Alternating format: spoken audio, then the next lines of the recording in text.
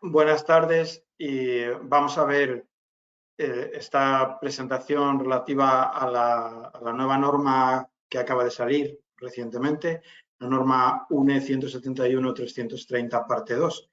Lógicamente la norma es muy amplia, son ciento y muchas páginas y no podremos verla toda en profundidad, obviamente, pero bueno, vamos a ver los aspectos más importantes o al menos los aspectos que desde nuestro punto de vista son más resaltables, ¿no? Por una parte veremos la parte de la norma en sí, ese aspecto más importante que para nosotros es la evaluación de riesgo, y por otra parte, pues para todos aquellos que no tengáis mucho conocimiento de amianto, pues haremos una introducción de qué es el amianto, qué riesgos tiene, dónde se encuentra, etcétera, ¿no? Para aquellos que ya conozcáis la temática, pues probablemente os resultará familiar, pero bueno, se complementará, como digo, con la parte de diagnóstico o evaluación del riesgo asociado al amianto. Bueno, un poco por contaros también mi experiencia en amianto. Yo soy ingeniero técnico químico y máster en prevención de riesgos, que sabéis que ahí se ve algo, pero sobre todo mi experiencia en amianto principalmente radica en año 92, que hice el curso de la EPA, de la Environmental Protection Agency en Nueva York, y durante algún tiempo pues estuve trabajando en la costa este de Estados Unidos, sitios Washington, Filadelfia y demás, la propia Nueva York. Y bueno, y luego ya en España, pues desde hace casi 30 años, seguimos haciendo este tipo de inspecciones, que en realidad lo que hacemos es algo, bueno, es exactamente lo que se describe en esta norma, pero obviamente anteriormente pues lo hacíamos con otros criterios. Yo solía usar los criterios de la EPA y obviamente a partir de ahora pues iremos incorporando la norma en nuestro día a día. Como os decía, lo primero que tenemos que tener en consideración es de qué estamos hablando, ¿no? ¿Qué es este producto que en algún momento se ha considerado un producto casi milagroso? Bueno, pues el amianto es un mineral que se encuentra en la naturaleza, que tiene esa característica fibrosa, tiene esa capacidad de formar fibras cuando se desmenuza, cuando se procesa. Químicamente, desde un punto de vista estrictamente de composición, son silicatos de hierro y aluminio, que como os digo, se forman en la naturaleza, se recogen en la naturaleza, es minería pura y dura, a través de la cual se van a recoger las materias primas que luego se van a procesar, ¿no? Lo recogeremos con procedimientos especiales para evitar dispersar el producto, como se ve aquí, pues con rociados de agua y demás, y obviamente los trabajadores con protecciones, al menos en algunos casos, como vemos aquí. El nombre de amianto proviene de tanto del griego como, bueno, o sea, amianto del griego y asbestos, que es la otra forma en la que suelen conocerlo más bien en los países anglosajones, aunque en España también se entiende.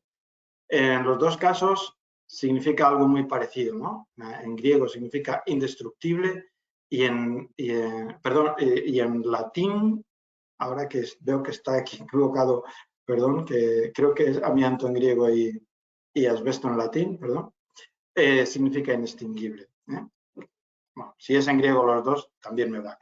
En cualquier caso, nos está hablando de las características, de las propiedades básicas de este material, ¿no?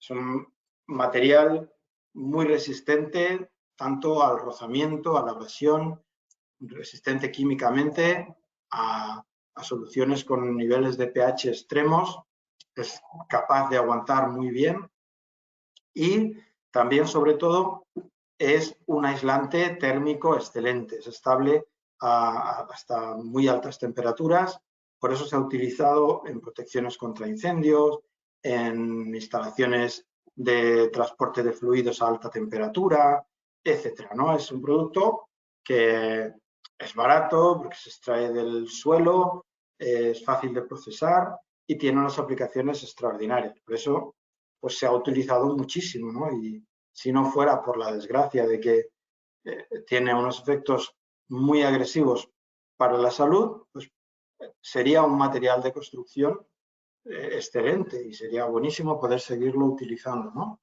Pero bueno, tiene esa otra cara de la moneda, que en realidad es la misma cara de la moneda. Es decir, al ser un producto tan difícil de destruir por la naturaleza, por la química, por la abrasión, por la temperatura, pues es lo que le pasa a nuestro cuerpo. Nuestro cuerpo tampoco lo puede destruir.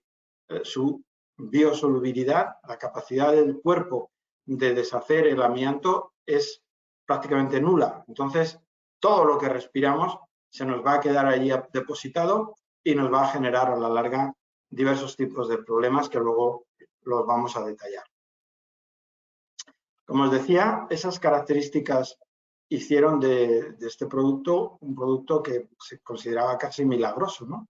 Y bueno, se utilizó durante mucho tiempo de la forma más natural. Aquí veis asbesto líquido que lo proyectan sobre una tubería en casa con el spray a cara descubierta sin ningún tipo de problema, ¿no?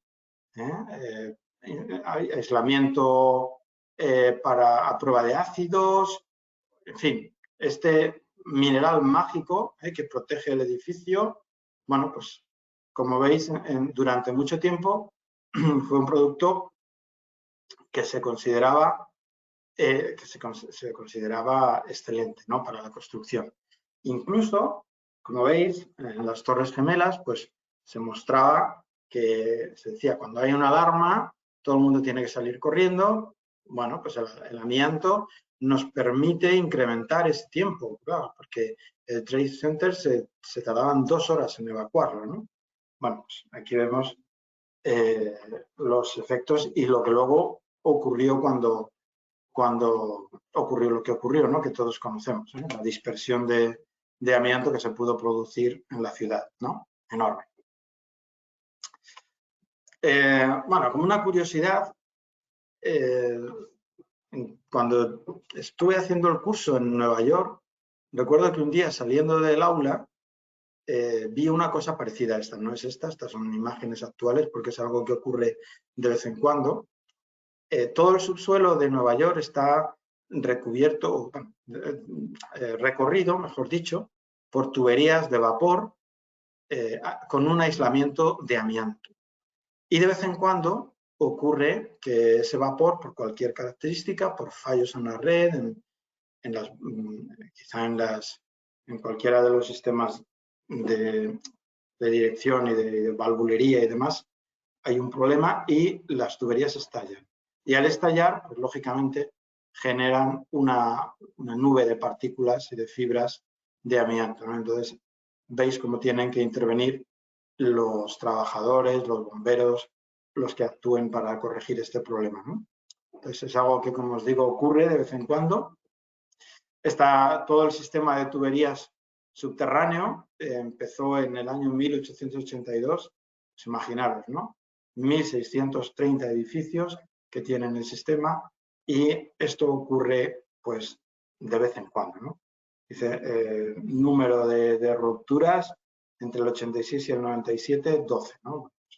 Una de ellas en el 92 la presencié, por eso me llama la atención, pero bueno, que es un reflejo de uno de los conceptos importantes que vamos a detallar, ¿no? Y es que aunque el amianto se haya prohibido, sigue habiendo toneladas de amianto distribuidas en nuestros edificios, en tuberías, en industrias, en fábricas y demás, ¿no? Y eso es lo que tenemos que acometer en algún momento determinado, ¿no? Poco a poco lo vamos haciendo, pero tenemos que trabajarlo un poco más, yo creo.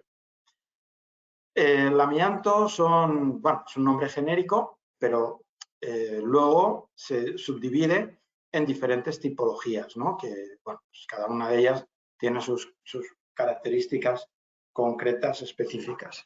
Dentro del amianto hay 2 grupos mineralógicos fundamentales que se denominan serpentinas y anfíboles.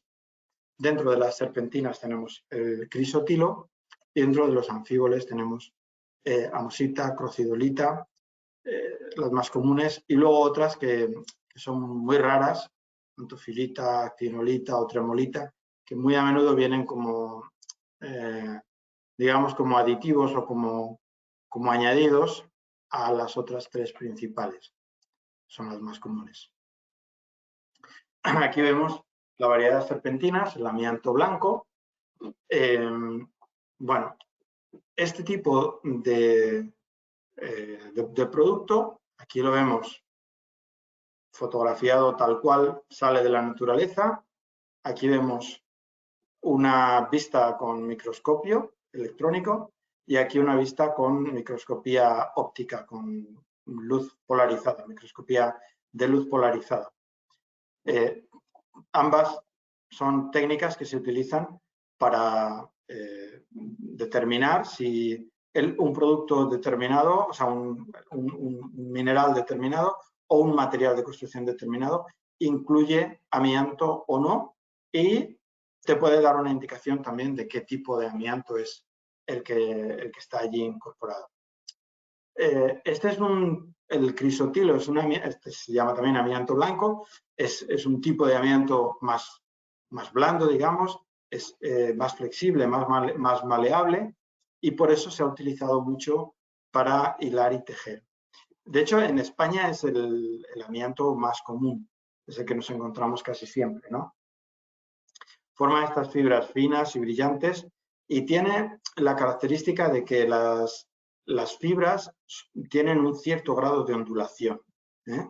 Por eso se llaman, también se incorpora este nombre de serpentina, porque genera una cierta ondulación.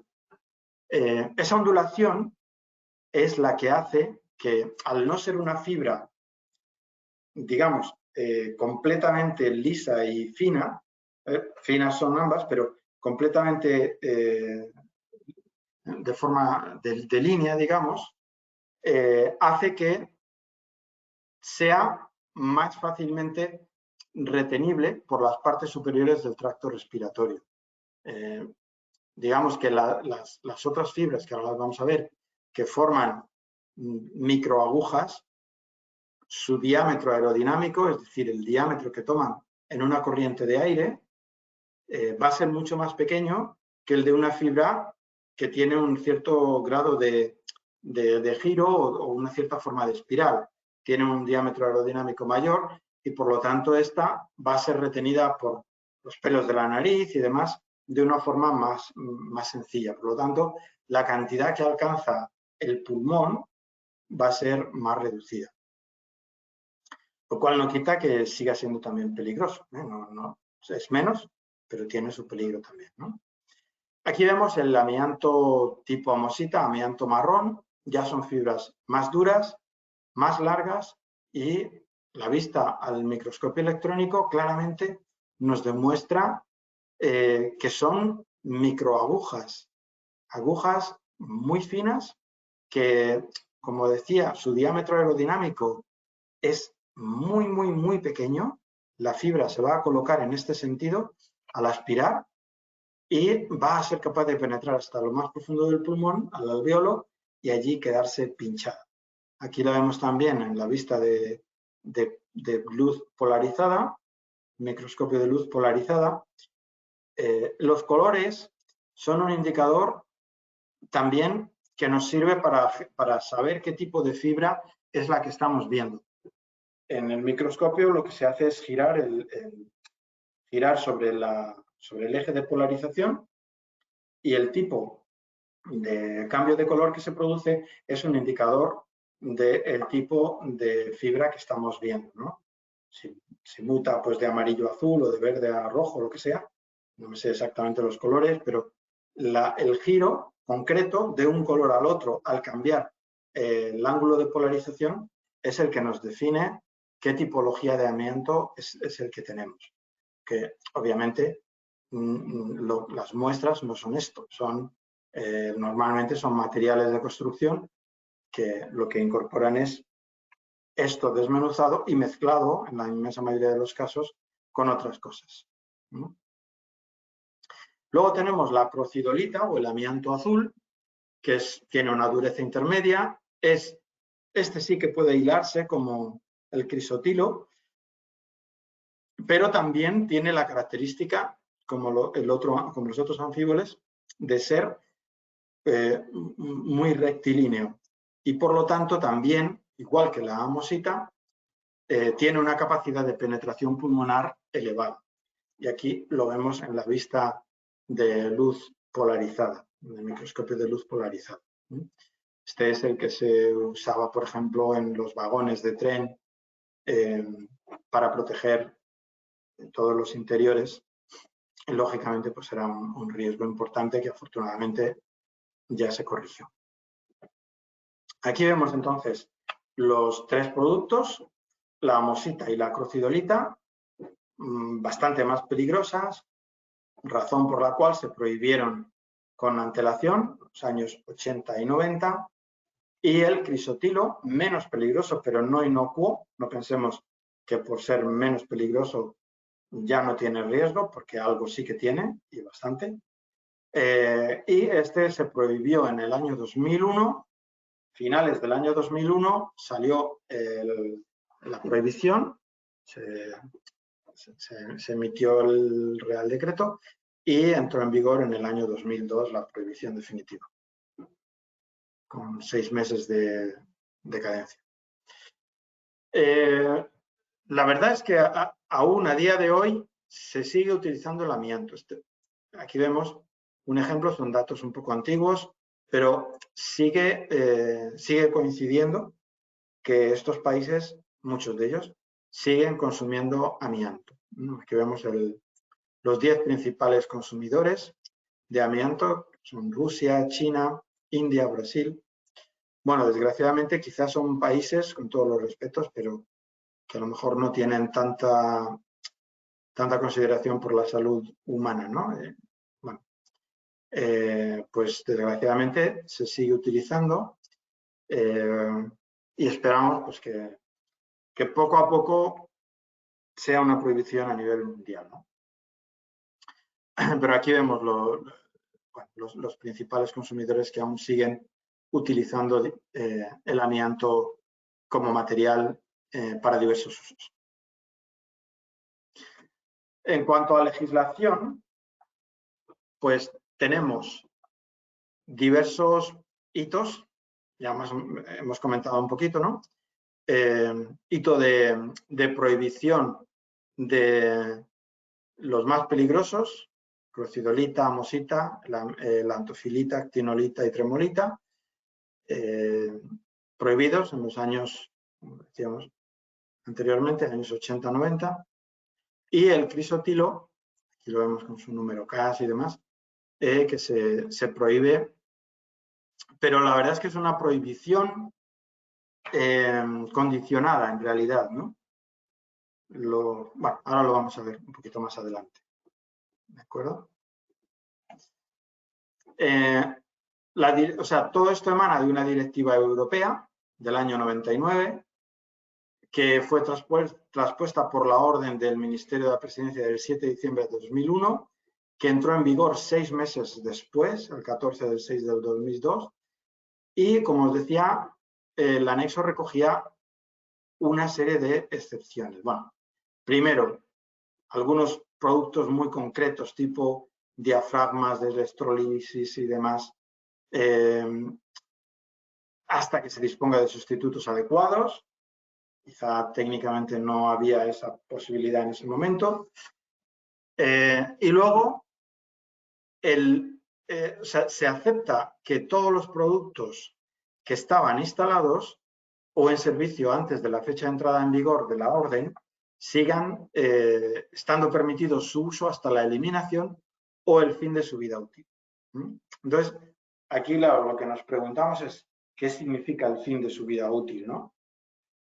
En la norma se describe un poco ese concepto, pero quizás sigue siendo siempre un concepto un poco vago, ¿no? A ver, a veces nos hemos encontrado la típica cubierta de uralita que después de un día con un problema de granizo fuerte o lo que sea, se han producido algunas roturas y bueno, le han puesto, lo han tapado de alguna manera y han dicho que sigue viviendo, sigue siendo útil, sigue funcionando, ¿no? Obviamente, cuando un material ya deja de cumplir su función, como en este caso una cubierta que ya no cubre porque está rota, claro, repararlo es válido o podemos decir, no, esto se ha roto, ya no es útil y hay que retirarlo, ¿no? Bueno, pues la verdad es que lo lógico sería retirarlo, pero a veces por cuestiones económicas no se hace. Pero desde un punto de vista técnico tendría su justificación. La justificación lógica y clara es dos cuestiones. Primera, que se vea claramente roto o que ya no está cumpliendo su función, la función para la que fue diseñado ese producto, ¿no? En esos dos casos podríamos decir que ha acabado su vida útil y que por lo tanto habría que retirarlo. La normativa ha sido elaborada por el Comité Técnico 171. Es un comité que trata sobre calidad de aire en interiores en general. El comité, la secretaría del comité es la propia UNE, pero la gestión es realizada por FEDECAI, la Federación de Empresas de Calidad de Aire en Interiores, de la cual yo soy presidente, pero en concreto el grupo de trabajo de normas de amianto lo está coordinando y lo está llevando la Asociación de Empresas de Desamiantado, ANEDES. Aquí os dejo la página web por si tenéis interés, porque la verdad es que tiene mucha información muy interesante sobre el amianto, noticias y demás. Podéis ver la página y, bueno, pues hay, como digo, muchas noticias interesantes sobre el tema del amianto. El grupo de trabajo concreto de amianto ha elaborado hasta la fecha dos normas, ambas van con el mismo número, 171.370, tenemos dos partes, son dos normas. La parte 1 es la relativa a cualificación de empresas que trabajan con amianto. Básicamente es una norma que describe los requisitos que tiene que cumplir una empresa especializada en la retirada del amianto. Se concentra mucho en el trabajo de retirada en sí. Y la norma, la segunda parte, que es localización y diagnóstico del amianto, que es la que estamos ahora mismo describiendo, parte 2, es la que, bueno, pues se concentra más bien en la parte de inspección. La parte 1, retirada, la parte 2, inspección y diagnóstico. ¿Qué pasa con esos materiales que están instalados, ¿no? Bueno, como decíamos, la producción realmente y la incorporación de materiales en instalaciones nuevas está prohibida.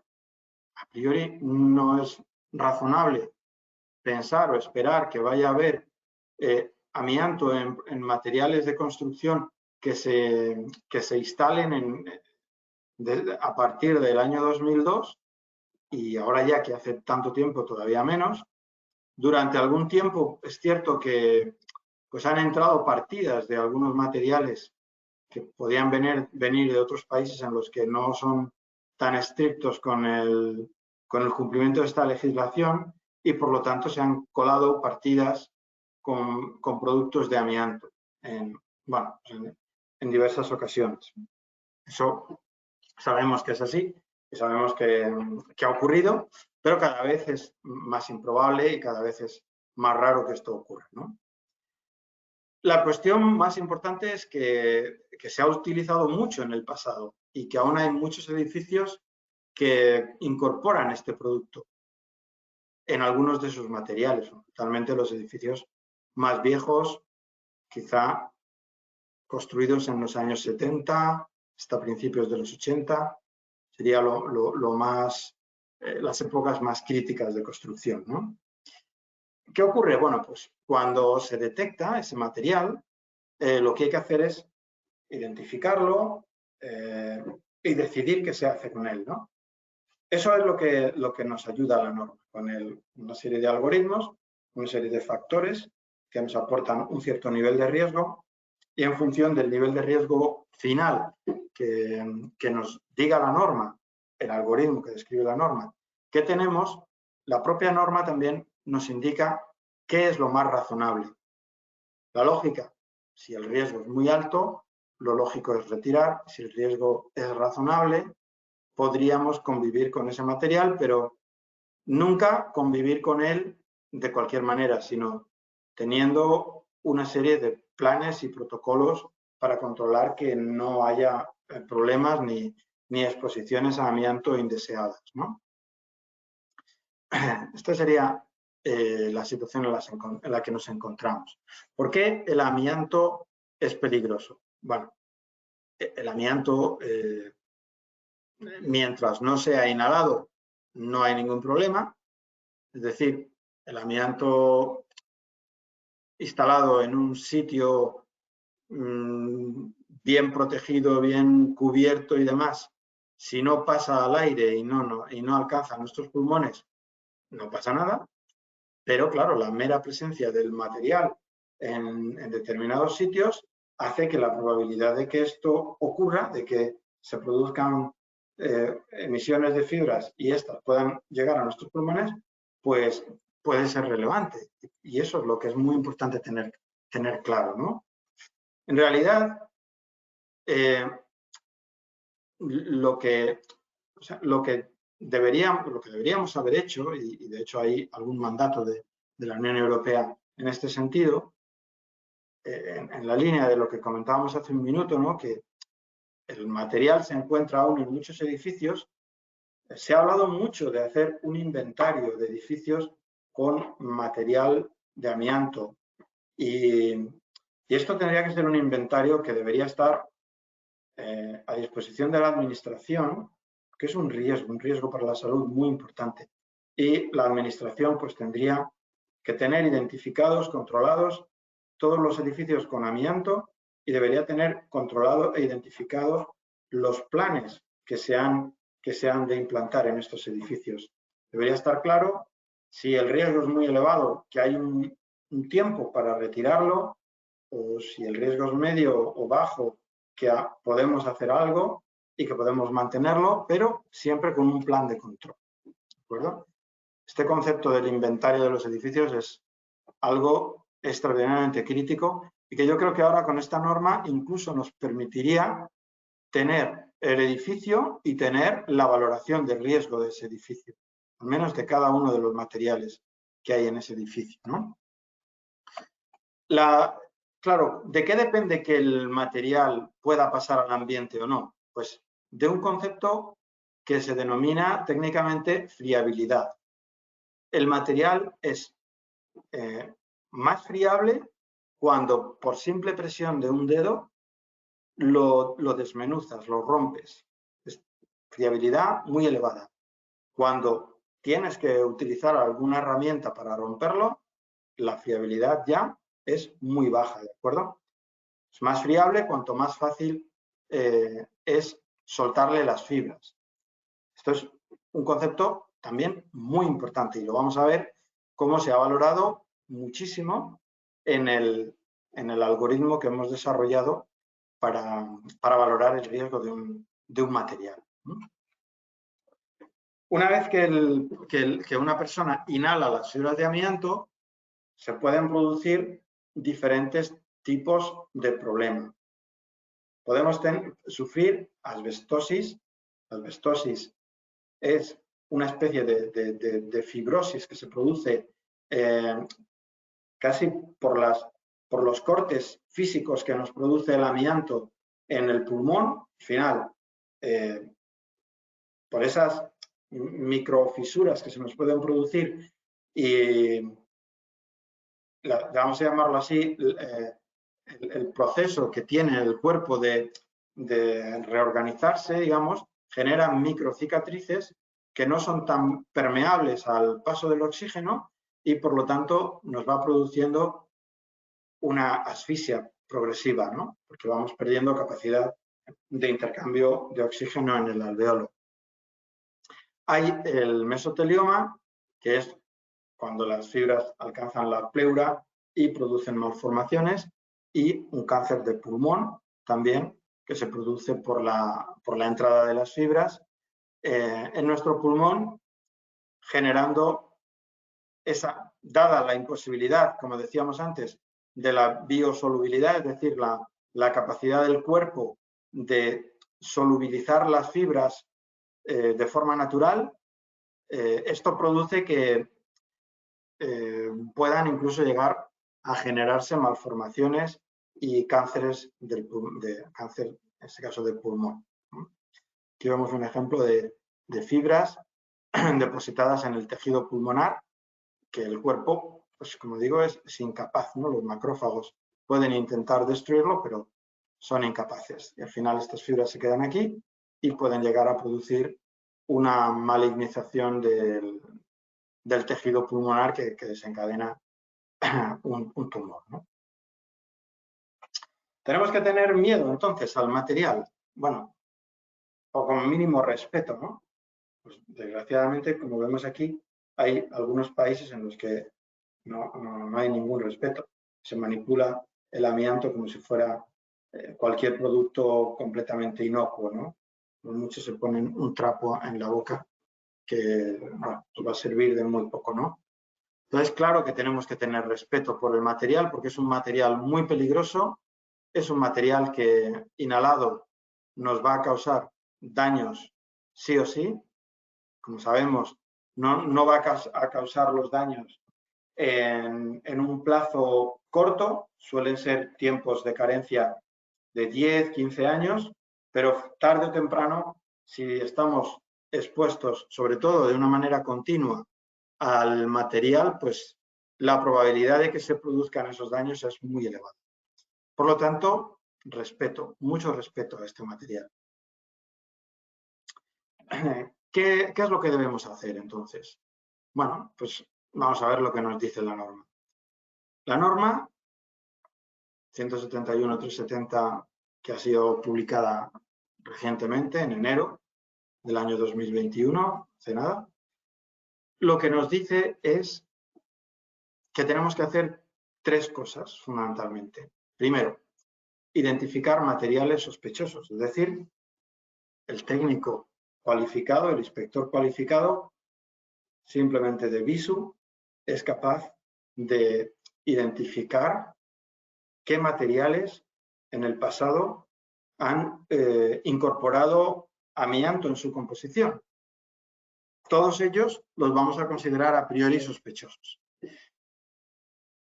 Podremos hacer un descarte inicial, quizá pues porque nos dicen, pues falso techo, bueno, pues es un falso techo que se ha instalado en el año 2018 y te dan una documentación indicando pues que es celulosa, que es lo que sea, ¿no? Bueno, eso lo podemos descartar por una revisión documental, por una revisión visual, por fechas, etc. Identificamos los materiales sospechosos. Aquellos que tengamos una duda razonable, que no tengamos ninguna información, que no sabemos exactamente cuándo se han instalado, etcétera, pues todos estos los vamos a identificar como materiales sospechosos y que debemos muestrear. Vamos a coger muestras de todos esos materiales y los vamos a mandar al laboratorio. El laboratorio le va a hacer unas pruebas por microscopía electrónica, por microscopía de luz polarizada u otras técnicas, y en base al resultado vamos a ser capaces de confirmar o descartar que ese producto, que ese material de construcción tiene o no tiene el contenido en amianto. Si el producto en cuestión tiene amianto, la siguiente pregunta que nos debemos hacer es ¿qué probabilidad hay de que ese amianto pase al ambiente y que, por lo tanto, las personas estén en disposición de respirarlo, de inhalarlo y de por lo tanto, de tener un riesgo de generar asbestosis, mesotelioma, cáncer, lo que sea. ¿Como sabéis? No hace falta ser un trabajador que manipule el amianto para tener este problema. Al final tiramos de casos famosos, ¿no? Hay ahora uno que está en la prensa y que todo el mundo está hablando de ello, que es el caso de Íñigo, que durante algún tiempo estuvo trabajando en un entorno en el que supuestamente, vamos a decir, yo no voy a decir aquí si no, pues que ha respirado amianto, ya se verá lo que se decide. El caso, lo que sí es un hecho, es que esta persona parece ser que lo que ha tenido es un mesotelioma y eso sí es un indicador específico de presencia o de haber inhalado amianto, ¿no? Hay otro caso muy famoso también y muy antiguo ya, que es de un actor americano, de Steve McQueen, que le pasó exactamente lo mismo, murió por inhalación de amianto. Hay algunos casos de estos curiosos, pero bueno, luego hay muchísimas personas anónimas tan importantes como estas que han respirado amianto y que desgraciadamente pues han fallecido por ello, ¿no? Y esto pues no se debe permitir, al menos en una sociedad desarrollada como la nuestra, ¿no? Tenemos que poner todos los medios para evitarlo. Por eso, bueno, aunque sea tarde, normas como esta, pues esperemos que nos ayuden a conseguirlo.